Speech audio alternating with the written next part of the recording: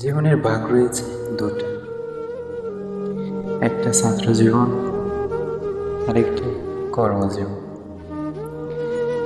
ছাত্র জীবনে স্বাধীনতা থাকলেও কর্মজীবনে তা নেই। ছাত্র জীবনে নিজেরটা নিজে করতে না পারলেও করার জন্য একজন ছিল, সে হচ্ছে মা। এই জীবনে যতই কিছু হলো, ছাত্র জীবনের মতো আনন্দ উল্লাস কোথাও পাওয়া যাবে না। ছাত্র জীবনটা এমন একটা সময়, এই সময়টাতে না থাকে কোনো চিন্তা, না থাকে কোনো ভাবনা, না থাকে কোনো বাড়তি কোনো প্রেশার। নিজের ইচ্ছা মতো যা খুশি তাই করতে পারো, কোনো বাধা নেই। ঘুরতে পারো, চলতে পারো, ফিরতে পারো, কখনো কোথাও কোনো বাধা নেই। ছাত্র জীবনটা এমন এই জীবনটা থেকে যে একবার বাইর হয়ে গেছে, সে চাইলেও দ্বিতীয়বার প্রবেশ করতে পারে না, কারণ তার সেই সময়টা আর থাকে না। যার জন্য বলা হয়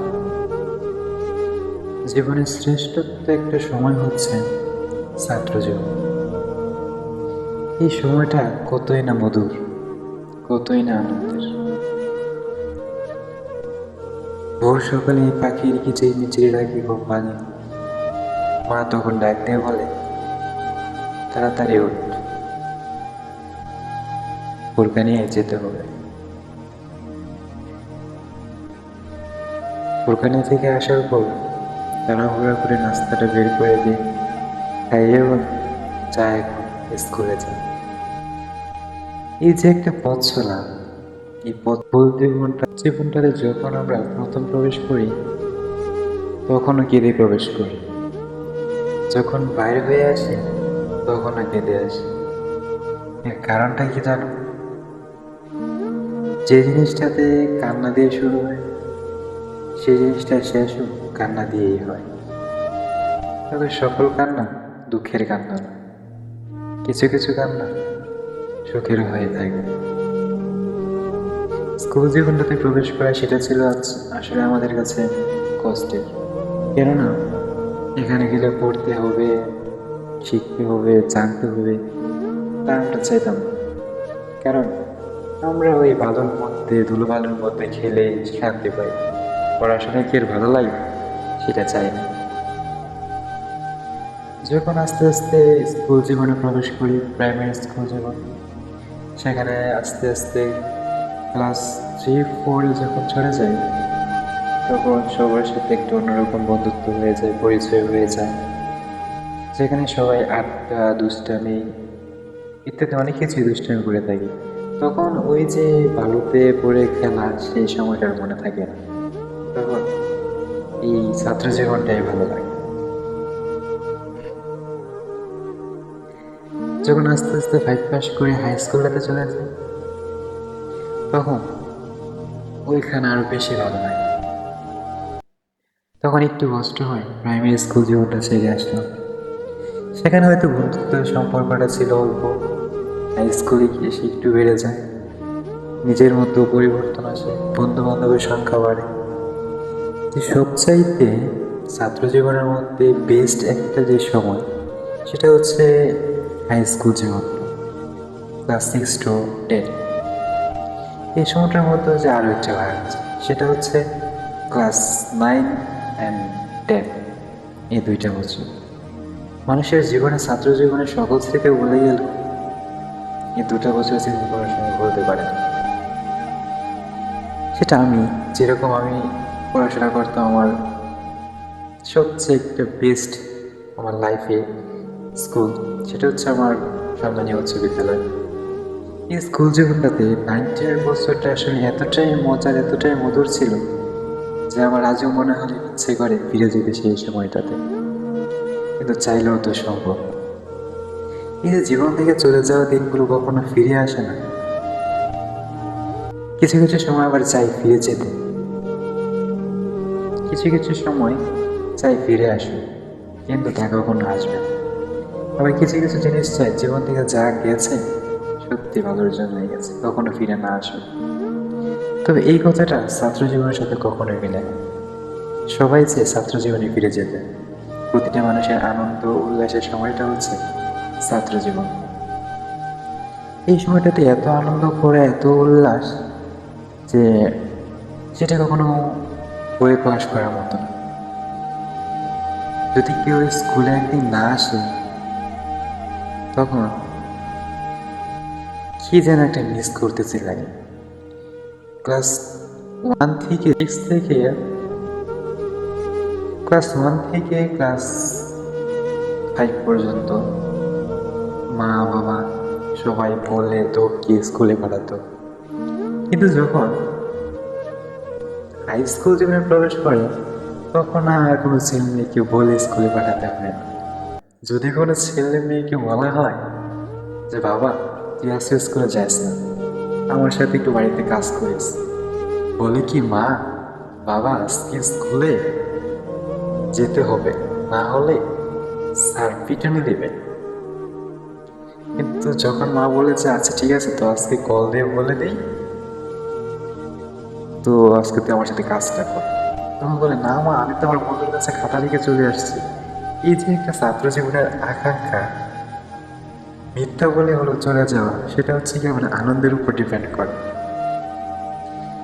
ছাত্র জীবনের সবচেয়ে সুন্দর যে মুহূর্তগুলো হয়, সেই মুহূর্তগুলো কখনো বলে প্রকাশ করা যায় না। প্রতিটা বিদ্যালয়ে বাৎসরিক ক্রিয়া অনুষ্ঠান হয়, সেখানে যে নিজেদেরকে একটু অন্যরকমভাবে সাজিয়ে তোলা হয়, নিজেদেরকে উপস্থাপনা করা হয়, এই উপস্থাপনাটার মধ্যে থেকে চলে আসে এক আনন্দ অনুভূতি, যেটা আসলে একটা বছরের থেকে আরেকটা বছরের যে সময়টা, এই সময়টার যে মাঝখানে যে একটা গ্যাপ থাকে, এই গ্যাপ থাকার মধ্যে আনন্দটা ভরিয়ে দেয়।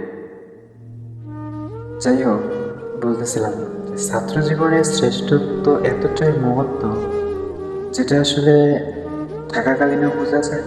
যখন এই ছাত্র জীবন থেকে চলে আসা হয়, কর্মজীবনে প্রবেশ করা হয় না, তখন এই ছাত্র জীবনের কথাগুলো এতটাই মনে পড়ে যে তখন চাইলেও মানে ফিরে যাওয়া সম্ভব না।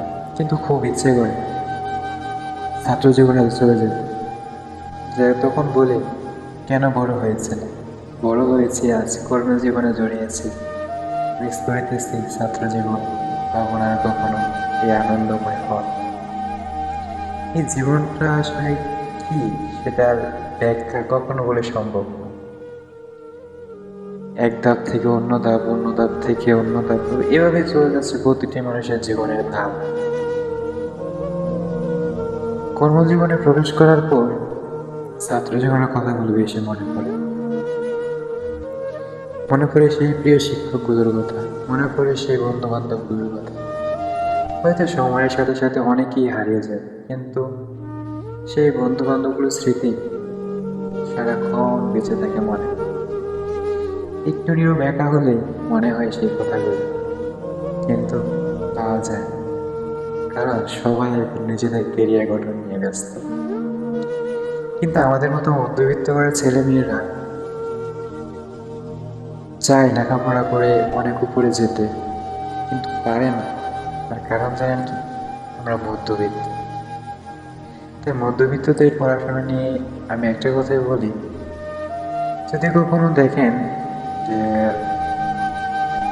একটা মধ্যবিত্ত ঘরের ছেলে মেয়ে,